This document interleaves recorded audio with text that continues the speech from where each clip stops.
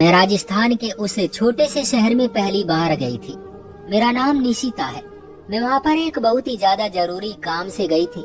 मुझे नहीं पता था कि उस जगह पर आकर मेरे साथ मेरी जिंदगी का सबसे अजीबोगरीब किस्सा पेश आएगा। मैं अकेली थी और मुझे शहर में रहने के लिए कोई जगह चाहिए थी। जब मैंने प्रॉपर्टी डीलर से बात की तो मैंने उससे कहा कि मुझे लाल हवेली के करीब कोई जगह चाहिए। उसने कहा इस हवेली के करीब ही क्यों? तो मैंने कहा कि मुझे इस तरह की हवेलियां बहुत ज्यादा पसंद है। उसका कहना था कि लाल हवेली के करीब जगह तो मिल जाएगी, लेकिन वैसे वहाँ ज्यादा लोग नहीं रहते हैं। आप अकेली हैं तो आपको वहाँ पर नहीं रहना चाहिए, क्योंकि उस हवेली के बारे में काफी अजीबोगरीब बातें फैलाई हुई हैं। मैंने कहा कि क्या मतलब? उसने कहा कि मुझे भी ठीक तरह से पता नहीं है, लेकिन कुछ अजीब कहानियां सुनी है। अगर आपको डर नहीं लगता तो फिर आपको एक हफ्ते बाद जवाब देता हूँ। मैंने कहा कि नहीं, मुझे डर नहीं लगता, आप वहीं रहने का इंतजाम कर दे। मुझे पैसों का कोई मसला नहीं था। वो भी खुश हो गया। और अगर ऐसी बात थी तो फिर ज्यादातर लोग तो ऐसी जगह पर रहना पसंद नहीं करते होंगे। यही वजह थी कि एक हफ्ते बाद ही उसने मुझे कॉल की और बताया कि जगह मिल गई है। मैं जगह देखने के लिए चली गई। जो फ्लैट मुझे दिया गया था वो ऊपर वाली मंजिल पर था। उसकी दीवार लाल हवेली की दीवार एक ही थी। मैं तो बहुत ज्यादा खुश हो गई और अपने नए घर में शिफ्ट हो गई। वो व्यक्ति मुझे अजीब नजरों से देख रहा था। एक तो इस अनजान शहर में अकेली लड़की और ऊपर से रहने के लिए ऐसी जगह का चुनाव किया है। उसने जाते जाते कह दिया कि आप बहुत बहादुर हैं। मैंने जवाब नहीं दिया और अपने काम में बिजी हो गई। मैं यहीं रहने लगी थी। मैं सुबह अपने काम पर जाती और दोपहर का खाना बाजार से लेकर घर आ जाया करती थी। उसके बाद घर पर अपना काम किया करती थी और रात को भी देर से सोती थी। जिस जगह पर मेरे खाने का इंतजाम हुआ था ये किराए की फ्लैट वाली बिल्डिंग थी। मेरा फ्लैट सबसे ऊपर वाला था। यहाँ और भी लोग रहते थे। एक दफा दरवाजे पर किसी के आने की आहट महसूस हुई और मेरे पास एक औरत आई। उसने कहा कि मैं लोगों के घरों में काम करती हूँ, आप यहाँ पर नहीं आई हैं, अगर आपको भी जरूरत हो तो आप मुझे बता सकती हैं। मैंने कहा कि मैं अकेली होती हूँ इसलिए ज्यादा काम नहीं है, लेकिन कभी जरूरत हुई तो तुम्हें जरूर बताऊंगी। वो देखने में काफी साफ सुथरी थी, लेकिन अजीब सी थी। थोड़ी डरी हुई महसूस हो रही थी। शायद उसकी शक्ल ही ऐसी थी। लेकिन मैंने ये बात महसूस कर ली क्योंकि मैं लोगों को ज्यादा ही गौर से देखा करती थी। दिन इसी तरह गुजरते रहे जब एक रात कुछ बहुत ही अजीब हुआ। मैं बैठी हुई अपना काम कर रही थी और हर तरफ बहुत ही ज्यादा खामोशी थी। जब मुझे उस खामोशी में किसी के चीखने की आवाज आई। ऐसा लगता था कि कोई चिल्ला रहा है और रो भी रहा है, जैसे कोई बेबसी से रोता है और दर्द में किसी को बुलाता है। मुझे पहले लगा कि ये मेरा वहम है। मैंने देखा दूसरे कमरे में टीवी भी बंद पड़ा था और मेरे मोबाइल पर भी कोई ऐसी घंटी नहीं लगी हुई थी। मैं अपने लैपटॉप पर बैठी काम कर रही थी, लेकिन फिर मुझे महसूस हुआ कि ये आवाज कहीं आसपास से आ रही है। कहते हैं कि अगर आप अकेले बैठे हैं और आसपास खामोशी है या फिर लाइट जा चुकी है और अंधेरा है तो आपके कान बहुत ही ज्यादा तेज हो जाते हैं और आप उन आवाजों को भी सुन सकते हैं जिनको आप पहले नहीं सुनते, जैसे कि घड़ी की टिक टिक जो हमें पूरा दिन सुनाई नहीं देती लेकिन रात के वक्त हमें साफ सुनाई देती है। इसी तरह ये आवाजें भी थी। मुझे यकीन हो गया था कि ये आवाज हवेली में से आ रही है, क्योंकि जब मैं उस दीवार के पास गई तो आवाज और ज्यादा तेज होने लगी। लेकिन सबका ये भी कहना था कि इस हवेली में सिर्फ एक ही व्यक्ति रहता है और उसकी कोई फैमिली भी नहीं है। तो फिर ये आवाज किसकी थी? हो सकता है कि वो टीवी पर कोई चीज देख रहा हो, लेकिन जब हम टीवी पर फिल्म या ड्रामा देखते हैं तो सिर्फ आवाज ही नहीं आती, बल्कि उसके साथ म्यूजिक की आवाज भी आती है, जो किसी भी फिल्म या ड्रामे का एक खास हिस्सा होता है और उसके बगैर फिल्म या ड्रामा नहीं बनाया जाता। पर यहाँ पर सिर्फ आवाज आ रही थी, म्यूजिक की आवाज नहीं आ रही थी और इंसान को पता चल जाता है कि ये किसी फिल्म या ड्रामे की आवाज है या किसी असल इंसान की। मैं भी तो कोई छोटी बच्ची नहीं थी। थोड़ी देर के बाद आवाज आना बंद हो गई और मैंने भी उस बात को नजरअंदाज कर दिया। लेकिन अगले दिन फिर से मैंने आवाज सुनी। ये आवाज एक खास वक्त पर ही आती थी। मेरे दिमाग में प्रॉपर्टी डीलर वाले की बात गूंजी कि वहाँ पर तो कोई भी रहना पसंद नहीं करता। आखिर ऐसी जगह पर क्यों कोई रहना पसंद नहीं करेगा? जिस फ्लैट वाली बिल्डिंग में मैं रहती थी उसमें यूं तो 7 फ्लैट थे, लेकिन सिर्फ 3 में ही लोग रहते थे और वो भी शायद मजबूरी के तहत रहते थे। नीचे एक आदमी रहता था जिसकी शादी नहीं हुई थी और एक ही फैमिली रहती थी, लेकिन उनका भी सिर्फ एक छोटा सा बच्चा था। और उनके घर से भी कोई आवाज नहीं आती थी। बच्चा होने के बावजूद भी उस घर से शोर की आवाज नहीं आती थी। मैं सुबह नीचे उतरी तो वही औरत मुझे नजर आई जो सामान लेकर ऊपर आ रही थी। मैंने उसे नमस्ते किया। उसने नमस्ते का जवाब दे दिया। उसने कहा कि आप यहाँ रहने के लिए आई हैं? मैंने कहा जी। उसने कहा कि अकेली रहती है, आपको डर नहीं लगता? मैंने कहा नहीं। इतनी बात हुई और फिर उसने कहा कि किसी दिन चाय पीने के लिए मेरे घर जरूर आइएगा। मैंने कहा कि जरूर आऊंगी। ये सब उसने यूं ही पूछा था जैसे आम लोग पूछ लेते हैं। वो अपने घर को चली गई और मैं अपने काम पर चली गई। अगले दिन फिर से मुझे आवाजें आने लगी। कई बार तो मैंने ध्यान पूर्वक गौर किया, ये किसी लड़की की आवाज थी। मेरा काम ऐसा था कि मुझे अकेले ही आना जाना पड़ता था और लोगों से बातचीत भी करनी पड़ती थी। अपने काम के सिलसिले में भी मैं पूरा दिन न जाने कितने गैर लोगों से बात किया करती थी। नीचे एक दुकान वाला था जिससे मैं नाश्ते का सामान वगैरह लेती थी। मैंने उससे पूछा कि हवेली से कुछ अजीबोगरीब किस्म की आवाजें आती हैं, आपको इसके बारे में कुछ पता है क्या? उसने कहा कि जी हाँ, इधर से आवाजें आती हैं। इस बारे में तो सबको पता है। लड़कियों की आवाज होती है ना, कि जैसे लड़कियां चीख रही हो। मैं हैरान रह गई। मैंने कहा और तुम इतनी आसानी से बोल रहे हो, क्या हमेशा से ऐसे होता है? उसने कहा कि हमेशा से ऐसा ही होता है। मैंने कहा तो फिर क्या किसी ने पता करने की कोशिश नहीं की कि अंदर क्या हो रहा है? इस बात पर वो हंसने लगा। उसने कहा कि इतना बहादुर यहाँ पर कौन है मैडम कि अंदर जाकर पता करे? मैंने कहा कि इसमें बहादुरी की क्या बात है, ये तो हम सब की जिम्मेदारी है कि अगर किसी के घर से किसी के चिल्लाने की आवाज आ रही है तो हो सकता है कि वो किसी मुश्किल में हो। दुकान वाले ने कहा कि भला भूत प्रेत भी किसी मुश्किल में होते हैं? वो तो खुद ही दूसरों को मुश्किल में डाल देते हैं। मैंने कहा कि क्या मतलब होता है? तो उसने कहा कि इस हवेली में भूत प्रेत का साया है, इसलिए तो यहाँ से ऐसी आवाजें आती हैं और यहाँ पर कोई भी अंदर नहीं जाता। रात की बात तो बहुत दूर की है, यहाँ तो कोई दिन में भी अंदर न जाए। और मैंने कहा कि जो आदमी अंदर रहता है फिर वो, क्या उसको डर नहीं लगता है? दुकान वाले ने कहा कि वो तो दिमागी तौर पर बीमार है और उसको क्या पता, एक इंसान को अपने आप का होश नहीं है तो उसे इस बात का क्या होगा कि कौन इंसान है और कौन भूत है। उसका खानदान तो सदियों से यहाँ रहता है। उसका पहले बहुत बड़ा खानदान था जो इस हवेली में रहता था। सब लोग मरने लगे और फिर उसने किसी से शादी नहीं की, इसलिए वो अकेला रहता है। जब वो मर जाएगा तो उसके खानदान का भी नामो निशान मिट जाएगा। उसका कहना था कि इस हवेली से तो न जाने कितनी कहानियां जुड़ी हुई हैं। कभी कोई कुछ कहता है तो कभी कोई कुछ कहता है। आपको मैं कितनी कहानियां सुनाऊं? मैं सोच में पड़ गई। मैंने अपने सामान को उठाया और उसको पैसे दे दिए। मैंने कहा कि मुझे सारी कहानियां सुननी है। वो हैरान हुआ, लेकिन मैं वहाँ से वापस चली गई। वैसे अगर आपने किसी बात या किसी जगह के बारे में जानना हो तो सबसे ज्यादा भरोसेमंद दुकान वाले ही होते हैं, क्योंकि उनको पूरे मोहल्ले के बारे में पता होता है। हर घर की कहानी उनके पास होती है और मुझे इस हवेली के बारे में सारी कहानियां जाननी थी, क्योंकि मुझे बहुत ही ज्यादा शौक था। मुझे भी आवाज आ रही थी पर समझ नहीं आ रहा था, इसलिए शायद यहाँ कोई भी रहना नहीं चाहता था कि यहाँ पर भूत प्रेत का साया है। एक दिन मैं घर में अकेली थी जब वो फ्लैट में रहने वाली औरत मेरे पास आई। उसका नाम शीतल था। उसने कहा कि मुझे थोड़ी सी चीनी चाहिए, तो मैंने उसे चीनी भर के दे दी और इस तरह हमारी बातचीत हो गई। फिर उसने कहा कि मैं खीर बना रही थी, आपके लिए भी ले आऊंगी। इस तरह हमारी आपस में बातचीत होने लगी और एक दिन मैं उसके घर चली गई। उसका पति घर पर नहीं था। उसने कहा कि रात को देर से आते हैं और उसका बच्चा भी सो रहा था।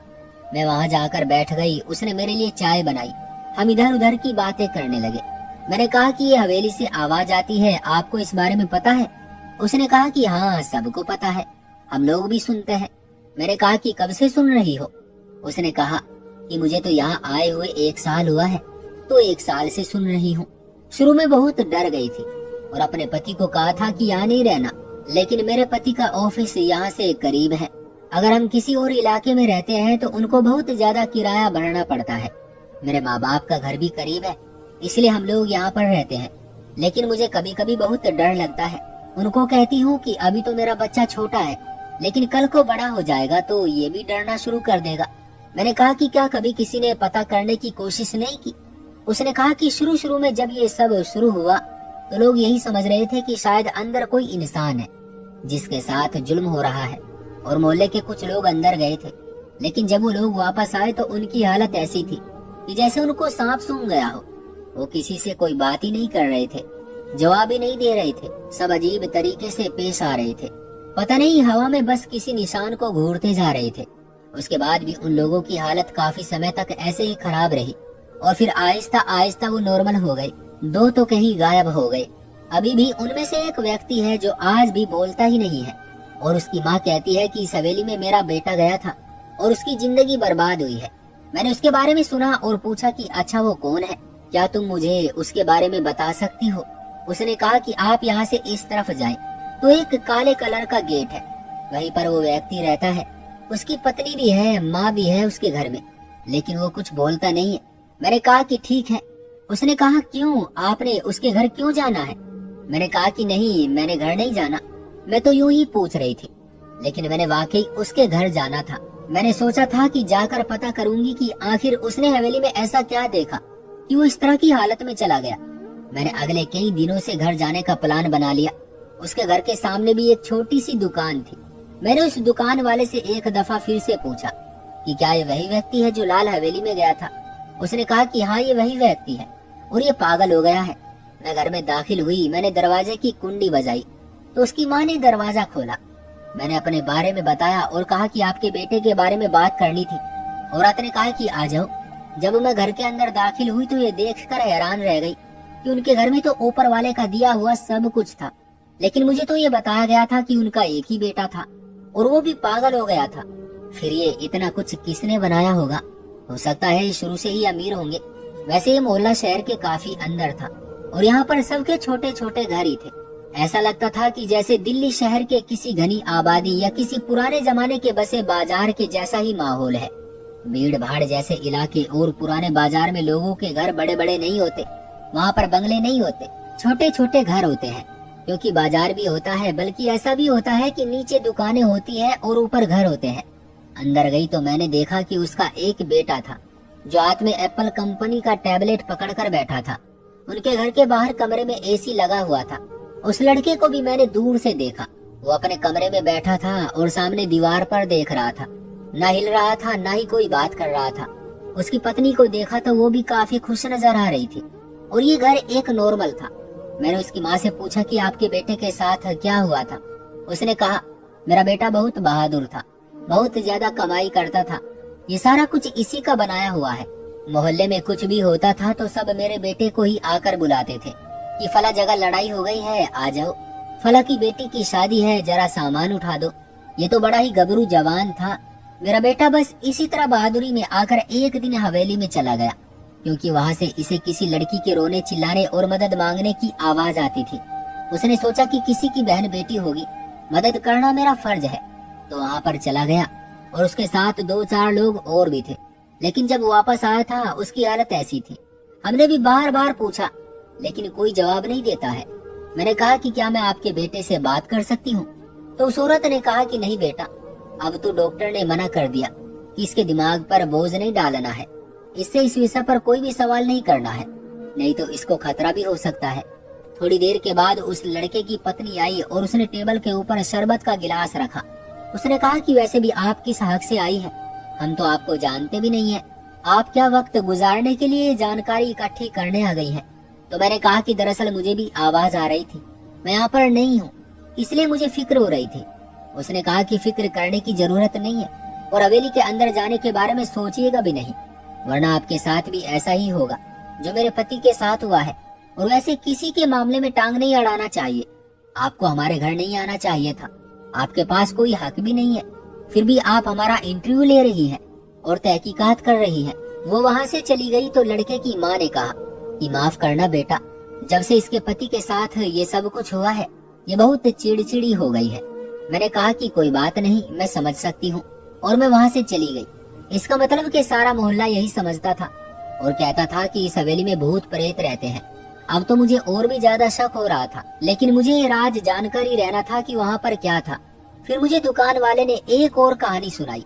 उसने कहा कि एक दफा यहाँ पर कुछ लोग आए थे जिनका कहना था कि हमने इस हवेली को खरीद कर यहाँ पर एक होटल बनाना है, लेकिन वो लोग भी यहाँ से पागलों की तरह भागते हुए निकले थे। पूरे मोहल्ले ने उनकी चीखें सुनी थी।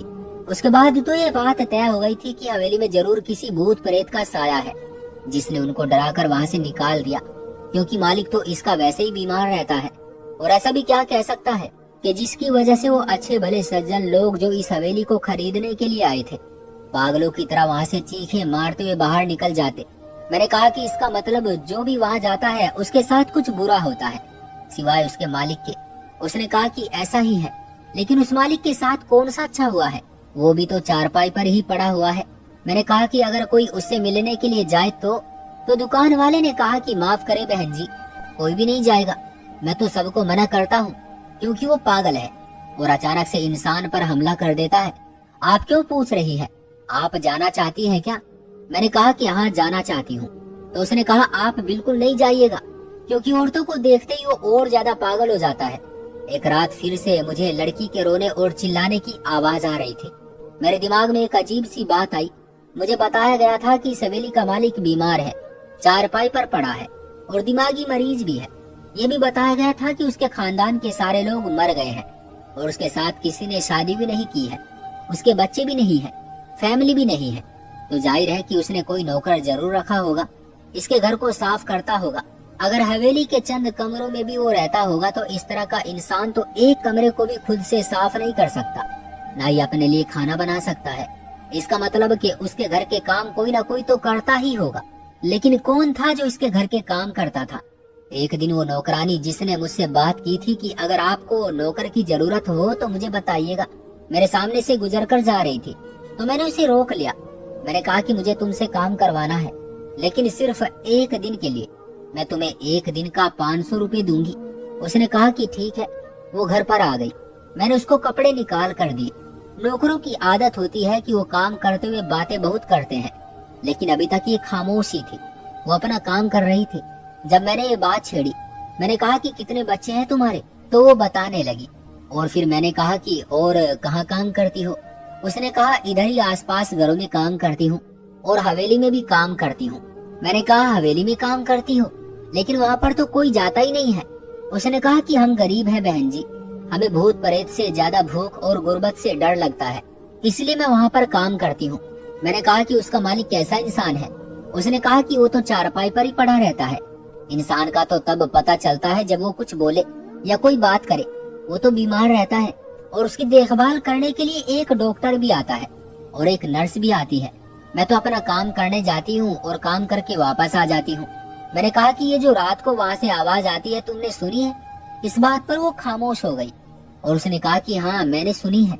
मैंने कहा कि तुम कितनी बहादुर हो कि तुम्हें आवाजें भी सुनाई देती है और फिर भी तुम काम के लिए वहाँ पर जाती हो। दिन में काम करती हो या कभी कभी रात भी हो जाती है? उसने कहा कि कभी कभी रात भी हो जाती है। मैंने कहा कि अगर मैं पूरे महीने के लिए तुम्हें काम पर रख लूं तो मुझसे कितने पैसे लोगी? उसने कहा कि 10,000 रुपए लूंगी। मैं हैरान रह गई। मैंने कहा कि 10,000 रुपए कुछ ज्यादा नहीं है। दरअसल मेरा संबंध भी गांव से था और वहाँ पर तो अगर कोई दुकानदारी करता था या किसी के यहाँ नौकरी करता था तो उसको 10,000 रुपए दिए जाते थे, और ये नौकरानी होकर 10,000 रुपए मांग रही थी। उसने कहा कि मैं तो इतने पैसे ही लेती हूँ, अगर आपको नहीं करवाना आपकी मर्जी। अगर आप मुझसे कभी कभी काम करवाएंगे तो मैं एक दिन का 500 रुपये ही लूंगी। मैंने कहा कि ठीक है, मैं तुमसे काम करवाना चाहती हूँ, मैं तुम्हें 2 दिन बाद बताऊंगी। उसने कहा कि ठीक है। उसने मेरे घर का काम कर दिया और वहाँ से चली गई। बातों बातों में ये भी बताने लगी कि हवेली बहुत ज्यादा खूबसूरत है। उसे लाल हवेली यूं ही नहीं कहते, उसकी सारी दीवारें लाल है और अंदर से भी लाल रंग से सजावट की गई है। यहाँ तक के फर्नीचर को भी लाल रंग दिया गया है। बहुत ही प्यारी है, लेकिन भूत प्रेत की वजह से यहाँ आना जाना बंद हो गया है, कोई भी नहीं आता है। मैंने कहा कि वहाँ सचमुच भूत प्रेत है या ये कोई कहानी है? उसने कहा कि पता नहीं, पर मैंने भी देखे हैं। मैंने कहा कि तुम कहाँ रहती हो, मुझे अपना नंबर दे दो, अगर मुझे तुम्हें कभी अचानक से बुलाना पड़ा तो। उसने कहा कि ठीक है, वैसे भी बहुत से लोगों के साथ काम करती हूँ, वो मुझे फोन करके ही बुलाते हैं। उसने मुझे अपना नंबर दे दिया और मैंने सोच लिया कि मुझे क्या करना था। मैं उस नौकरानी के घर जाना चाहती थी। क्यों जाना चाहती थी ये मैं आप लोगों को बाद में बताऊंगी, लेकिन मैं उसके घर चली गई। मैं चेहरे को दुपट्टे से लपेट कर गई थी ताकि अपनी पहचान छुपा सकूं। जब मैंने उसका घर देखा तो मैं हैरान रह गई। मेरे कदमों तले से जमीन निकल गई। मुझे समझ आ गया था कि क्या हो रहा है। उसके बाद एक दिन मैंने उस नौकरानी को घर बुलाया और उससे पूछा कि वहाँ रात को क्या होता है, मुझे बताओ। उसने कहा कि मैं आपको सब कुछ बताती हूँ। मुझे वो सब कुछ बताने वाली थी, क्योंकि मैं यहाँ पर काम के सिलसिले में आई थी। वो काम यही था कि मुझे ये पता लगाना था कि लाल हवेली में क्या हो रहा है, क्योंकि मैं कोई और नहीं बल्कि एक प्राइवेट कंपनी की जासूस थी। हमें बताया गया था कि इस हवेली के अंदर कोई गैर कानूनी काम हो रहा है और इस काम को छुपाने के लिए भूत प्रेत को बदनाम किया जा रहा है, ताकि कोई भी अंदर न जाए और उसे पता न चले कि वहाँ पर क्या हो रहा है, क्योंकि ऐसी जगह पर तो बहादुर से बहादुर आदमी भी नहीं जाता है। इंसान अपनी जिंदगी में बहुत सारी चीजों से नहीं डरता, लेकिन बड़े से बड़ा इंसान भी भूत प्रेत से डर जाता है, चाहे उसने उनको अपनी जिंदगी में देखा हो या ना देखा हो। इसकी वजह कहानियां हैं जो हम बचपन से सुनते हैं, जो हमें हमारी नानी, दादी, बाप, माँ, रिश्तेदार या दोस्त सुनाया करते थे। हमको भूतों से ऐसे डराया जाता था कि हमने उनको चाहे जिंदगी में कभी भी ना देखा हो, लेकिन फिर भी हम लोग उनसे बुरी तरह डरते हैं। यही वजह थी कि इस हवेली की तरफ भी कोई नहीं आता था और यहाँ से आने वाली आवाजें जो कि किसी लड़की के रोने या चीखने चिल्लाने की होती थी, रोंगटे खड़े कर देने वाली थी, जिनको जानबूझकर करवाया जाता था ताकि लोग ये समझे कि यहाँ पर भूत प्रेत का राज है। दरअसल हवेली के अंदर बहुत बड़ी मात्रा में खाने पीने के सामान के स्मगलिंग का कारोबार किया जाता था। उस हवेली का मालिक बिल्कुल भी पागल नहीं था, हट्टा कट्टा इंसान था और वो ये सब कुछ करवा रहा था। मोहल्ले के 3 लड़के वहाँ गए थे और कहा गया था कि 2 गायब हो गए हैं। दरअसल उनको विदेश भेज दिया गया था ताकि इस बारे में वो किसी को न बता सके, क्योंकि जब वो अंदर दाखिल हुए थे तो उनको सब कुछ पता चल चुका था। उनका मुंह बंद करने के लिए उनको काफी सारी दौलत दे दी गई थी और जो व्यक्ति यहाँ पर रहता था और मोहल्ले वालों के लिए गूंगा बना हुआ था, वो भी गूंगा नहीं था बल्कि बिल्कुल ठीक ठाक था। जब मैं उसके घर गई तो उसकी पत्नी को गुस्सा आ गया था और उसके घर में इतनी सारी सहूलियत थी, जबकि उनके घर का मर्द तो कमाने के काबिल भी नहीं था। उसे भी महीने के पैसे दिए जाते थे। उस नौकरानी को भी इस बारे में पता था, इसलिए उसको भी पैसे दिए जाते थे। जब मैं उसके घर गई तो हैरान रह गई थी। वहाँ पर फ्रिज, टीवी और ऐसी चीजें जो मेरे घर में भी नहीं थी वहाँ मौजूद थी। जिस जगह करोड़ों की मात्रा में स्मगलिंग हो रही हो तो वहाँ पर लोगों को चुप करवाने के लिए महीने के कुछ लाख दे दिए जाते हैं, तो उनके लिए कुछ बुरा नहीं था। मुझे इसी काम से यहाँ पर भेजा गया था, इसलिए मैंने हवेली के साथ कमरा लिया था और इस केस को हल करना मेरी जिम्मेदारी थी, जिसको मैंने बखूबी हल कर लिया। हाँ, अब ये बात पता चल चुकी थी। उन लोगों को पकड़ लिया गया था, उनका सारा सामान सरकार ने जब्त कर लिया था। लोग एक दूसरे को बदनाम करते हैं, लेकिन यहाँ पर तो उन्होंने भूत प्रेत को भी नहीं छोड़ा और उनको बदनाम करके उनका सहारा लेकर उनकी आड़ में इस तरह का काम कर रहे थे। जिसको इस बारे में पता चलता उसको पैसों की ऑफर की जाती थी। मुझे भी ऑफर हुई थी और मुझे मेरे काम के मुताबिक ऑफर की गई थी, लेकिन मैंने रुपया एक भी नहीं लिया, क्योंकि मैं जानती थी कि माल जब जमा किया जाता है तो गरीब का पेट काटा जाता है और वो राशन सामान जो गरीब गुरबा तक पहुंचना होता है नहीं पहुंच पाता, और इस चीज को तब निकाला जाता है जब उसकी कीमत सोने के बराबर हो जाती है। यहाँ पर आटा और चीनी को इकट्ठा किया जाता था। मैंने अपना केस हल कर लिया था और अब मैं यहाँ से चली गई थी। मुझे बाद में हवेली के अंदर जाने का भी मौका मिला और मैंने उस हवेली को देखा। मुझे वाकई हवेलियाँ पसंद है, लेकिन मैं यहाँ पर अपनी किसी पसंद के लिए नहीं बल्कि काम के सिलसिले में आई थी। आखिर में मैं यही कहना चाहूंगी कि इंसान बहुत अजीब है, वो कब क्या कर जाए किसी को भी पता नहीं चलता है। हम सोचते ही रह जाते हैं और क्या से क्या हो जाता है। तो दोस्तों, ये थी हमारी आज की कहानी। आपका क्या कहना है इस कहानी के बारे में? कमेंट करके हमें ज़रूर बताएं। वीडियो को लाइक कर दीजिए और चैनल को सब्सक्राइब करके घंटी को दबाकर ऑल पर सेट कर लीजिए, ताकि आने वाले वीडियो आपको तुरंत मिले। मुझे दीजिए अगली वीडियो तक इजाज़त। तब तक के लिए धन्यवाद।